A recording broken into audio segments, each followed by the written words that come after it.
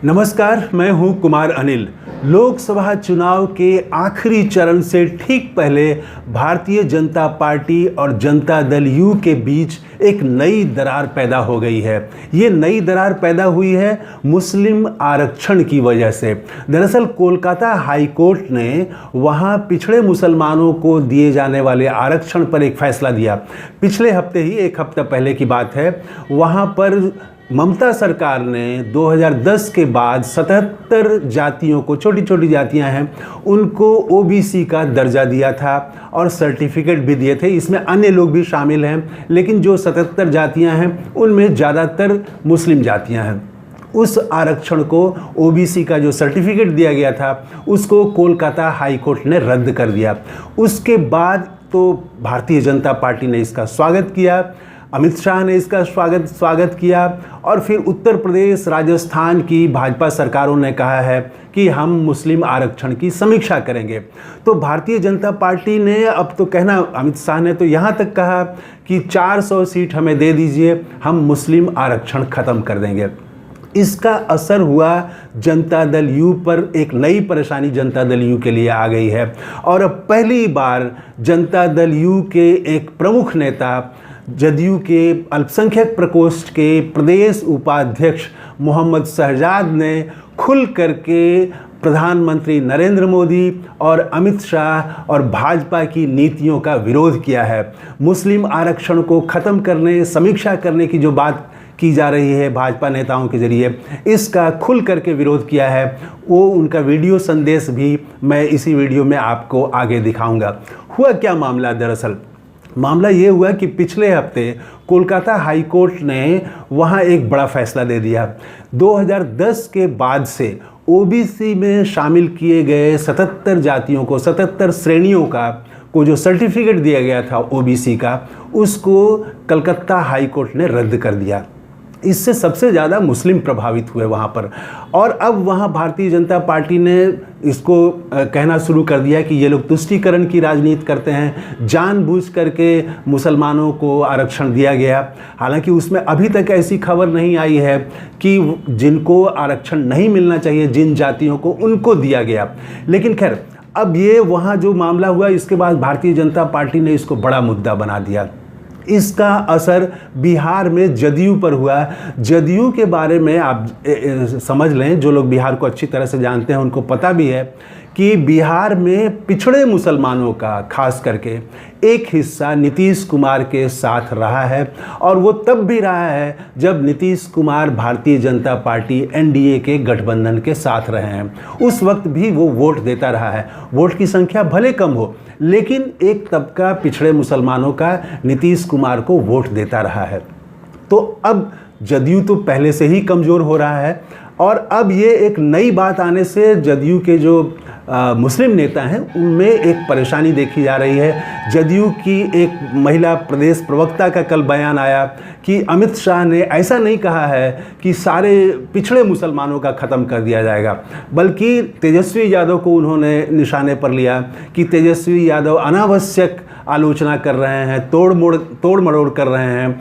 Bharatiya Janata party सभी मुसलमानों का आरक्षण नहीं ख़त्म करेगी, बल्कि वो ये बात कह रहे हैं कि जिनको आरक्षण नहीं मिलना चाहिए, उनको आरक्षण दिया जा रहा है, उसको ख़त्म किया जाएगा। हालांकि ऐसा अमित शाह ने, ऐसा भारतीय जनता पार्टी के किसी नेता ने नहीं कहा है कि जो पिछड़े मुसलमान हैं उनको ओबीसी के तहत, ओबीसी कोटा के तहत आरक्षण मिलता रहेगा, और जो सवर्ण मुस्लिमों में हैं उनको नहीं मिलेगा, पसमानदा को मिलता रहेगा। ऐसा खुल करके किसी नेता ने नहीं कहा।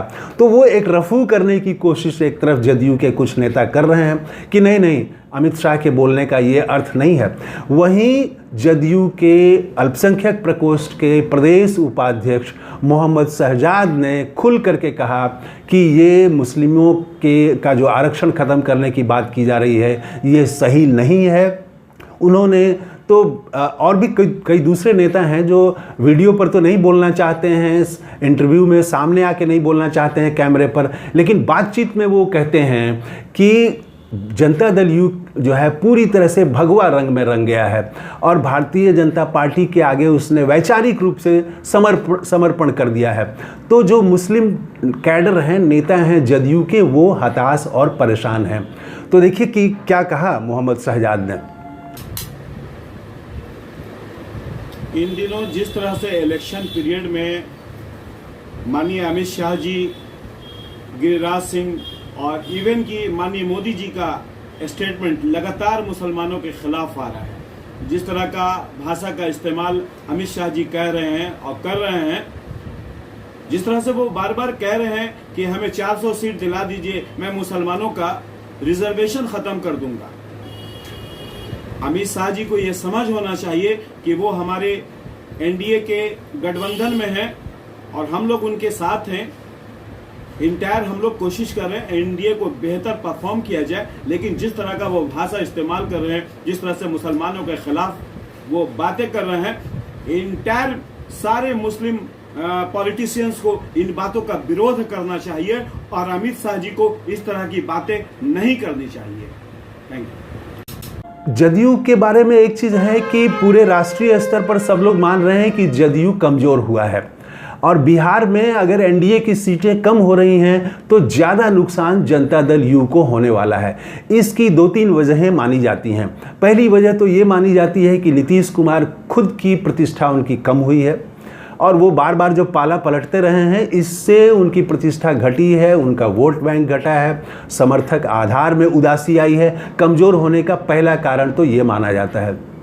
दूसरी वजह यह है कि नीतीश कुमार के पास अब बिहार को देने के लिए कोई नया कार्यक्रम नहीं है, उनके पास कोई नई दृष्टि नहीं है। वो हर सभा में एक ही भाषण दे रहे हैं कि 15 साल पहले क्या था, लेकिन जो मूल सवाल है, अग्निवीर का सवाल बड़ा सवाल बन गया है, इस पर वो चुप रहते हैं। इसी तरह से महंगाई पर वो कभी नहीं बोलते हैं। संविधान पर जो खतरे आ रहे हैं, संविधान को लेकर जो चिंता व्याप्त की जा रही है, इस पर वो नहीं कुछ बोलते हैं। केंद्रीय एजेंसियों के दुरुपयोग का आरोप लगता रहा है, इस पर वो अब कुछ नहीं बोल रहे हैं, पहले तो बोल रहे थे जब इंडिया गठबंधन के साथ थे। तो ये दूसरी वजह है कि उनके पास कोई नई दृष्टि नहीं है, कोई नया कार्यक्रम नहीं है और मान रहे हैं लोग कि अब ये थके हुए हैं और अब ज़्यादा दिन अब राजनीति में, सक्रिय राजनीति में शायद ज़्यादा दिन नहीं रह पाएँ। दूसरी वजह ये है। और तीसरी वजह अब एक आ गई, ये मुस्लिम आरक्षण। पूरे देश में मुसलमानों का जो वो हिस्सा जो पिछड़ा है, उनको ओबीसी के तहत मिलता है, तो इसमें बिहार में भी मिलता है।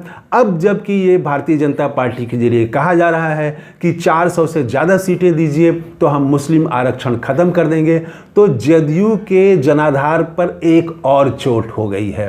वो जो वोट था नीतीश कुमार को जो मिलता था, मुस्लिमों में पसमानदा का वोट मिलता था, उसके एक हिस्से का, वो वोट हाथ से जाता हुआ दिख रहा है।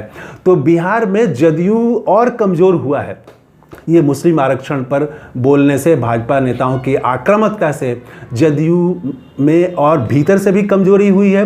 2 बातें हुई, एक तो भाजपा और जदयू के बीच के संबंध में दरार आई और दूसरी बात यह हुई कि खुद जदयू के भीतर भी दरार और बढ़ गई है और उनके कैडर में ये अब चिंता ज़्यादा होने लगी है कि 4 जून के बाद क्या होगा। बहुत सारे लोग तो 4 जून के बाद देश में क्या होगा ये सोच रहे हैं, लेकिन जदयू के बहुत सारे नेताओं को जदयू का क्या होगा 4 जून के बाद, इसको लेके भी चिंता व्याप्त हो गई है।